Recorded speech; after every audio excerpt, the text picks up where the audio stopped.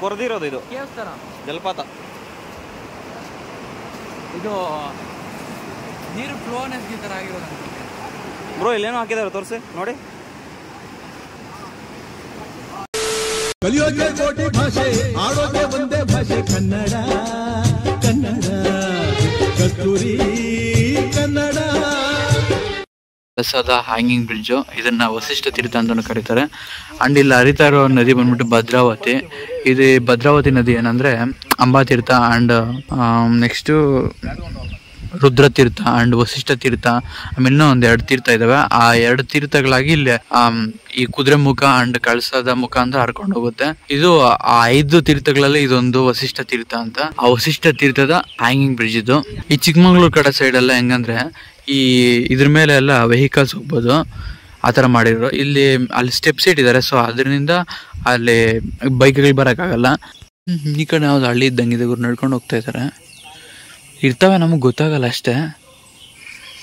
ಸುತ್ತಮುತ್ತ ಎಲ್ಲ ಹಳ್ಳಿಗಳಿದ್ದಾವೆ ಅವರು, ಬಟ್ ಕಾಡ್ ಸೆಂಟ್ರಲ್ ಇರ್ತವೆ, ಗೊತ್ತಾಗಲ್ಲ. ನೋಡಿ ಆ ಥರ ಆ ಕಡೆ ಎಲ್ಲ ಮನೆಗಳಿದ್ದಾವೆ. ನಾವಿಲ್ಲಿ ಬೈಕ್ಗಳು ಪಾರ್ಕ್ ಮಾಡಿದ್ರಿ. ಅಂಡ್ ಅದ್ರ ಕೆಳಗಡೆ ಇಲ್ಲಿ ಶಿವಲಿಂಗ ಒಂದಿದೆ ಗುರು. ಶಿವಲಿಂಗ ಮತ್ತು ನಂದಿ ಅಲ್ಲಿ ವಿಗ್ರಹಗಳನ್ನ ಮಾಡಿದ್ದಾರೆ. ಆ್ಯಂಡ್ ಬಂಡೆನ ಕೊಯ್ದ್ಬಿಟ್ಟು ಮಾಡಿದ್ದಾರೆ. ತುಂಬ ಚೆನ್ನಾಗಿದೆ. ಹತ್ರ ಹೋಗೋಣ. ಹತ್ರ ಹೋಗ್ಬಿಟ್ಟು ಯಾವ ಥರ ಇದೆ ಅಂತ ನೋಡೋಣ.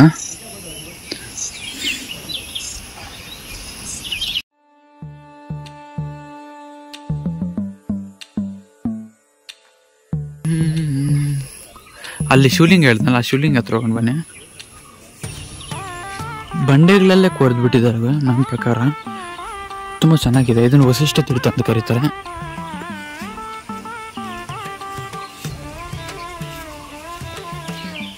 ಇನ್ನು ಪ್ರಕಟಣೆಯನ್ನು ಹಾಕಿದ್ದಾರೆ. ವಸಿಷ್ಠ ಗಣಪತಿ ದೇವಾಲಯ ಮತ್ತು ಸುತ್ತಮುತ್ತಲಿನ 3 ಎಕರೆ ಜಾಗವು ಶ್ರೀ ಕಲಶೇಶ್ವರ ಸ್ವಾಮಿ ದೇವಾಲಯಕ್ಕೆ ಸೇರಿದ ಸ್ವತ್ತು ಎಂದು ಕಾಯ್ದಿರಿಸಿದ್ದು, ಯಾರೂ ಒತ್ತುವರಿ ಮಾಡಬಾರದು. ಒತ್ತುವರಿ ಮಾಡಿದ್ದಲ್ಲಿ ಅಂತಹ ವಿರುದ್ಧ ಪ್ರಕರಣ ದಾಖಲಿಸಿ ಕಾನೂನು ಕ್ರಮಕ್ಕೆ ಗುರಿಪಡಿಸಲಾಗುವುದು ಅಂತ ಪ್ರಕಟಣೆ ಹಾಕಿದ್ದಾರೆ. ಇಲ್ಲಿ ಹಾಕಿದೆ ನೋಡಿ, ವಸಿಷ್ಠ ತೀರ್ಥ ಅಂತ.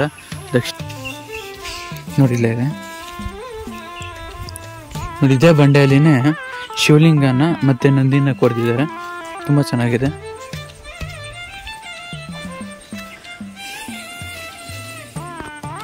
ಅಂಡ್ ಇಲ್ಲಿ ನೋಡಿ, ಇದನ್ನು ಶಿವಲಿಂಗ ಟೈಪ್ ಅಲ್ಲಿನೇ ಸುತ್ತು ಇದು ಮಾಡಿದ್ದಾರೆ, ಕೆತ್ತನೆ ಮಾಡಿದ್ದಾರೆ. ಅಂಡ್ ಭದ್ರಾವತಿ ನದಿನೇ ಹರ್ಕೊಂಡು ಹೋಗೋದು. ಇಲ್ಲಿ ವಸಿಷ್ಠ ತೀರ್ಥ ಆಗಿ ಇಲ್ಲಿಂದ ಹರ್ಕೊಂಡು ಹೋಗ್ತಾ ಇದೆ. ಸುಮಾರು 5 ತೀರ್ಥ ಆಗ್ಲಿದ್ದಾವೆ ಗುರು, ಅದರಲ್ಲಿ ಇದು ಒಂದು ವಸಿಷ್ಠ ತೀರ್ಥ. ಬನ್ನಿ ನೆಕ್ಸ್ಟ್ ಪ್ಲೇಸ್ಗೆ ಹೋಗೋಣ. ಬ್ರಿಡ್ಜ್ ಕಟ್ಟೋದಕ್ಕೆ ಕಾರಣನೇ ಈ ಸ್ಟೂಡೆಂಟ್ಸ್ಗೆ ಮತ್ತು ಹೆಲ್ತ್ ಇಶ್ಯೂಸು. ಈಗ ಫಾರ್ ಎಕ್ಸಾಂಪಲ್ ಹೆಂಗೆ ಅಂದರೆ, ಈ ಹಳ್ಳಿಯಿಂದ ಇನ್ನೊಂದು ಹಳ್ಳಿಗೆ, ಇಲ್ಲಾಂದರೆ ಬೇರೆ ಸಿಟಿಗೆ ಹೋಗ್ಬೇಕು ಅಂತ ಅಂದ್ಕೊಂಡ್ರೆ ಈ ಥರ ಏನಂದರೆ ಈ ಥರ ನದಿಗಳಿದ್ದಾಗ ಸುತ್ತಾಕೊಂಡು ಹೋಗ್ಬೇಕು ನಾವು ರೋಡುಗಳಿಗೆ ಬೇಕಂದ್ರೆ. ಸೊ ಅದಕ್ಕೆ ಬದಲು ಈ ಥರ ಹ್ಯಾಂಗ್ ಬ್ರಿಡ್ಜಸ್ ಕಟ್ಬಿಟ್ರೆ ಸೊ ಹಳ್ಳಿಯಿಂದ ಹಳ್ಳಿಗೆ ಈ ಥರ ಬೇಗ ಹೊರಟೋಗ್ಬೋದಲ್ಲ. ಆ್ಯಂಡ್ ಟೈಮು ಸೇವ್ ಆಗುತ್ತೆ, ಆ್ಯಂಡ್ ಟೈಮ್ಗೆ ನಾವು ತಲುಪ್ಬೋದು ಅಂತ ಹೇಳ್ಬಿಟ್ಟು ಹ್ಯಾಂಗಿಂಗ್ ಬ್ರಿಡ್ಜಸ್ ಕಟ್ಟಿದ್ರು. ಆ್ಯಂಡ್ ಇಲ್ಲಿ ಇನ್ನೂ ನಾವು ಚಿಕ್ಕಮಂಗ್ಳೂರಲ್ಲಿ ಈ ಥರ ಇದರಲ್ಲಿ ವೆಹಿಕಲ್ಸ್ ಕೂಡ ಹೋಗ್ಬೋದು, ಆ ಥರ ಕಟ್ಟಿದ್ದಾರೆ. ಆ್ಯಂಡ್ ಇದರಲ್ಲಿ ಸ್ಟೆಪ್ಸ್ ಇದ್ದಾವೆ. ಸೊ ಅದರಿಂದ ಈ ಹ್ಯಾಂಗಿಂಗ್ ಬ್ರಿಡ್ಜ್ ಮೇಲೆ ವೆಹಿಕಲ್ಸ್ ಬರೋದಕ್ಕಾಗಲ್ಲ. ಇನ್ನು ಇದಿಷ್ಟು ಕಳಸದಲ್ಲಿರೋ ಹ್ಯಾಂಗಿಂಗ್ ಬ್ರಿಡ್ಜ್ ಬಗ್ಗೆ.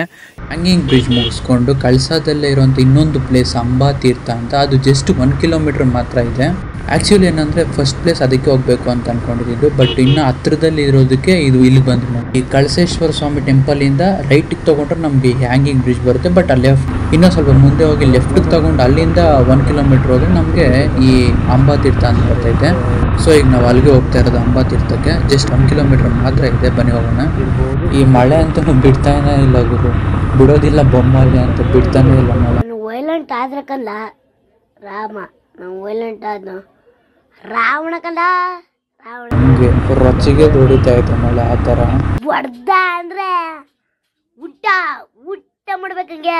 ಅಂಬಾ ತೀರ್ಥ ಆ ಪ್ಲೇಸ್ ಇರೋದೆಲ್ಲ ಆಫ್ ರೋಡಿಂಗ್ ಅಲ್ಲೇ, ನಮ್ಮ ಬೈಕ್ಗಳೆಲ್ಲ ಅಲ್ಲಿವರೆಗೂ ಹೋಗೋಕ್ಕಾಗಲ್ಲ. ಅಲ್ಲೇ ಎಲ್ಲಾದ್ರೂ ಸೈಡ್ಗೆ ಹಾಕ್ಬಿಟ್ಟು ಹೊರಡೋದಷ್ಟೇ. ನಾನು ಹೇಳಿದ್ನಲ್ಲ ಅಂಬಾ ತೀರ್ಥ ಅಂತ ಆ ಪ್ಲೇಸ್ ಇದೆ. ಆ್ಯಂಡ್ ಇಲ್ಲಿ ಹರಿಯೋ ನದಿ ಯಾವುದಂದ್ರೆ ಭದ್ರಾವತಿ ನದಿ, ಸೇಮ್ ವಸಿಷ್ಠ ತೀರ್ಥ ಹತ್ರ ಹೇಳ್ದೆ ಅಲ್ಲ, ಅದೇ ನದಿನೇ ಇಲ್ಲಿ ಹರ್ಕೊಂಡು ಹೋಗುತ್ತೆ.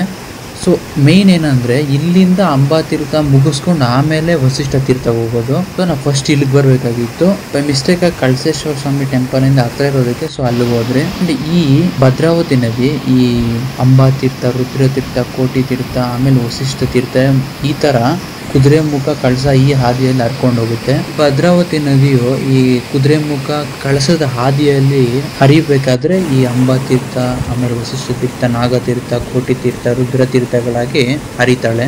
ಅಂಡ್ ನೀವು ಇಲ್ಲಿ ನೋಡ್ತಾ ಇರ್ಬೋದು, ಇಲ್ಲಿ ಹರಿಯುವಂತ ನದಿ ತುಂಬಾ ರಭಸವಾಗಿ ಹರಿತಾ ಇದೆ. ಆಮೇಲೆ ನೀವು ಇಲ್ಲಿ ನೋಡ್ತಾ ಇರ್ಬೋದು, ಈ ಬಂಡೆಗಳೆಲ್ಲ ನೀರಿನ ರಭಸಕ್ಕೆ ಈ ತರ ಕೇವ್ಸ್ ತರ ಆಗೋಗಿದಾವೆ. ಅದ್ರ ಸ್ಯಾಂಪಲ್ ಸಹ ನೀವು ಇಲ್ಲಿ ನೋಡ್ಬೋದು ಯಾವ ತರ ಆಗಿದೆ ಬಂಡೆಗಳು ಅಂತ. ಅಷ್ಟೊಂದು ಫೋರ್ಸ್ ಆಗಿ ಹರಿತಾ ಇದೆ ನದಿ ಇಲ್ಲಿ. ಅಂಡ್ ಆಮೇಲೆ ನಾವು ಇದೇ ಬಂಡೆ ಮೇಲೆನೆ ಕೆಲವೊಂದು ಕೆತ್ತನೆಗಳು ನೋಡ್ಬೋದು. ಈ ತರ ಋಷಿ ಮುನಿಗಳು ನಮಸ್ಕಾರ ಹಾಕೊಂಡಿರೋ ತರ ನೋಡಿ, ಅವೇ ಒಂಥರ ನಮಸ್ಕಾರ ಹಾಕೋತರ ಋಷಿ ಮುನಿಗಳದ್ದು ಈ ತರ ಕೆತ್ತನೆಗಳಿದಾವೆ. ಮೇ ಬಿ ಇದರಿಂದನೂ ಒಂದು ಹಿಸ್ಟರಿ ಅಥವಾ ಇತಿಹಾಸ ಇರ್ಬೋದು. ಆಮೇಲೆ ಇನ್ನೊಂದೇನಂದ್ರೆ ಈ ಅಂಬಾತೀರ್ಥ ತ್ರೇತಾಯುಗಕ್ಕೆ ಮತ್ತೆ ಮಹಾಭಾರತಕ್ಕೆ ನೆಂಟಾಗಿದೆ ಅಂತಾನು ಇತಿಹಾಸದಲ್ಲಿ ಹೇಳಲ್ಪಟ್ಟಿದೆ. ಅದೇನಂದ್ರೆ ತ್ರೇತಾಯುಗದಲ್ಲಿ ರಾಮ ಮತ್ತು ಸೀತೆ ಇಲ್ಲಿದ್ದಾಗ ಸೀತೆಯು ನೀರಿನಲ್ಲಿ ಮಿಂದು ಇಲ್ಲಿ ತನ್ನ ಸೀರೆಯನ್ನು ಇಲ್ಲಿ ಒಣಗಲು ಇಲ್ಲಿ ಹಾಸಿದ್ಲು ಅಂತ ಒಂದು ಇತಿಹಾಸದಲ್ಲಿ ಒಂದು ಪುರಾಣದ ಕಥೆ ಇದೆ. ಆಮೇಲೆ ಮಹಾಭಾರತದಲ್ಲಿ ಭೀಮಸೇನನು ಇಲ್ಲಿ ಬಂದುಬಿಟ್ಟು ಇಲ್ಲಿನ ಪ್ರಕೃತಿಯ ಮನಸ್ಸೋತು ಇಲ್ಲಿ ಊಟ ಮಾಡೋದಕ್ಕೆ ಅಂತ ಕುತ್ಕೊಂಡಂತೆ ಇದು ಸಹ ಹಿಸ್ಟರಿಯಲ್ಲಿದೆ. ಒಟ್ನಲ್ಲಿ ಏನು ಹೇಳೋದಂದ್ರೆ ಇಲ್ಲಿನ ಪ್ಲೇಸ್ ಮಾತ್ರ ಮಸ್ತ್ ಇದೆ ಗುರು. ತುಂಬ ಪೀಸ್ಫುಲ್ಲಾಗಿ ಆ್ಯಂಡ್ ತುಂಬ ಅಟ್ರಾಕ್ಟಿವ್ ಆಗಿದೆ ಈ ಪ್ಲೇಸ್ ಮಾತ್ರ. ನಾನು ಹೇಳೋದು ಇಷ್ಟ, ನೀವು ಇಲ್ಲಿ ಬಂದರೆ ಕಳ್ಸೋಕ್ಕೆ ಈ ಪ್ಲೇಸ್ ಮಾತ್ರ ಮಿಸ್ ಮಾಡ್ಕೊಂಡು ಹೋಗ್ಬಿಡಿ, ಅಷ್ಟೊಂದು ಸಖತ್ತಾಗಿದೆ. ಸೊ ಇದಿಷ್ಟು ಈ ಅಂಬಾತೀರ್ಥ ಮತ್ತು ಹ್ಯಾಂಗಿಂಗ್ ಬ್ರಿಡ್ಜ್ ಬಗ್ಗೆ ಗುರು. ನೆಕ್ಸ್ಟ್ ವಿಡಿಯೋದಲ್ಲಿ ಸಿಗೋಣ. ಜೈ ಆಂಜನೇಯ.